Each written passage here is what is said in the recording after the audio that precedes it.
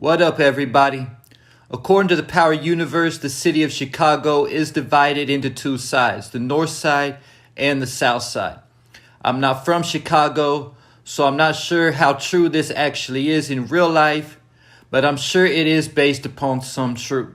But on force, the biggest player in Chicago is Walter Flynn, the leader of the Irish Mafia who runs the north side. The south side is ran by CBI, who was founded by Diamond Sampson, and his brother Gennard took over when he went to prison. During the time Diamond was inside, all the other gangs from the south side got into inner beefs and broke up into smaller groups. And this is how CBI became the dominant gang on the south side of Chicago. Then there are other smaller factions throughout the city, like the Serbs, Misato's crew, the Hasidic Jews, the Yardies, Rojas' crew on the outside, and the other crews that we haven't gotten a look at yet. I mentioned that CBI was able to remain strong over the years because they remained united while the other gangs broke up.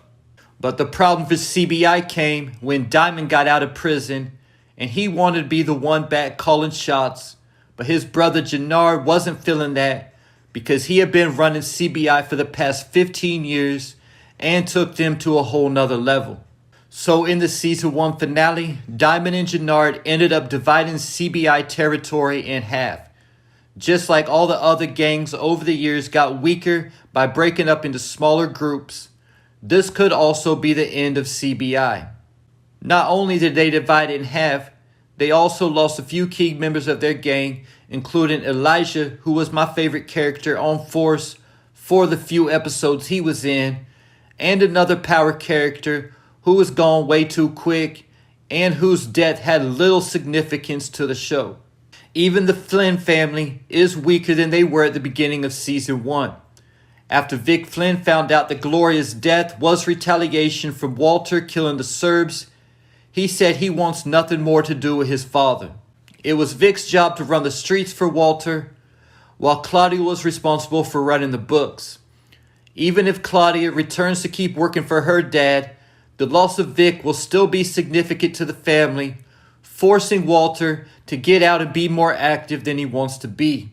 If Claudia decides to pull a power move and leave her father alone also, Walter will be in serious trouble.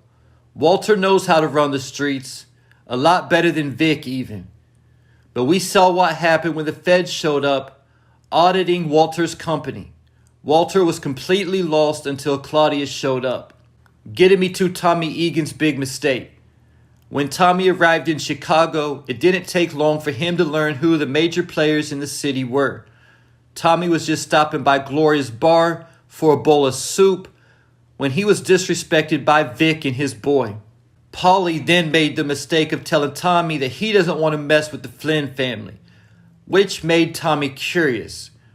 So when given an opportunity, he knocked out Vic's boy, took his phone, and showed up at the meet that they had set. When arriving at this meeting, he met Gennard and learned a little about the lay of the land in Chicago from this meeting alone. So Tommy knew that the north side and the south side don't mess with each other, but said he wasn't from this city, so he don't gotta play by its rules. Around this time is when Tommy and Liliana reunited. He found out that she had 10 bricks of cocaine in her floor, and Tommy and Liliana became partners, and Tommy turned to Walter Flynn. This is where Tommy made his big mistake.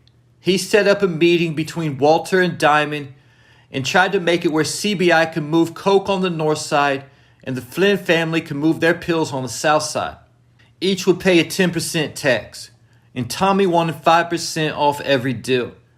But Walter shut it down anyway and started attacking Diamond personally and falsely accusing him. Honestly, to me, he did this after he heard Tommy say that he wanted 5% off of every deal. One of the main reasons that there are so many problems between CBI and the Flynns is because Walter and Paulie are convinced CBI is behind a smash and grab robbery where Paulie's wife was killed. In retaliation, Walter killed 9 CBI soldiers. Either way you look at it, this is the drug game, not Wall Street or anything else. And one of the first lessons you should already know in the drug game is there is no honor amongst thieves. A perfect example of this is when Tommy made the plan to take the Serbs pipeline. CBI, Tommy, and Vic were all supposed to be splitting the profits 3 ways. But they immediately cut Tommy out the deal, but at least bought his coke from him. So if that first deal would have went down with CBI and Walter, they probably just would have cut him out the deal also. It's for sure what I would have did. I mean, you want 5% off every deal just for setting up a meeting? That ain't ever gonna happen in the drug business. They will kill you to cut you out before they keep paying you 5%. Instead, Tommy should have served as a middleman between the 2 sides, and he would be running the city already. Once he convinced Walter to get back into the coke game, he should have just got him to buy the 10 bricks from him and Liliana for starters. Then he could have used half that money to re-up with more coke from CBI, and half the money to re-up with pills from Walter. That way, once Walter moved his coke, he already had Walter's next re-up ready for him. And I'm sure Diamond and Jannard would have been happy for a plug on pills to start moving perks, Xannies, and all other kind of pills on the south side. So instead of setting up that meeting, Tommy should have just served as a middleman. Let them stay divided all they want and keep making that paper. Then he still would have been able to sell Dahlia with Claudia at the same time and really been bankrolling. One thing that kept me successful in the drug game as long as I was in it was never letting my customers meet my plug and never letting my plug meet my customers. No matter how much weight someone was asking for, they were not getting an introduction to my plug. On the other hand, I watched countless people make the same mistake Tommy made. Someone is serving as a middleman, then one day they get busy or whatever, and they send the person who's actually holding the money to meet me. Then obviously the person asks me if they can start dealing with me directly, and after I scare them a little bit by telling them what would happen to them and their families if they affiliated with any kind of cops, I say it's all good. And this is how the drug game works. You get your hands dirty or you get cut out. And there you have it, a city divided in Tommy Egan's big mistake. Leave your thoughts, theories, and predictions in the comments.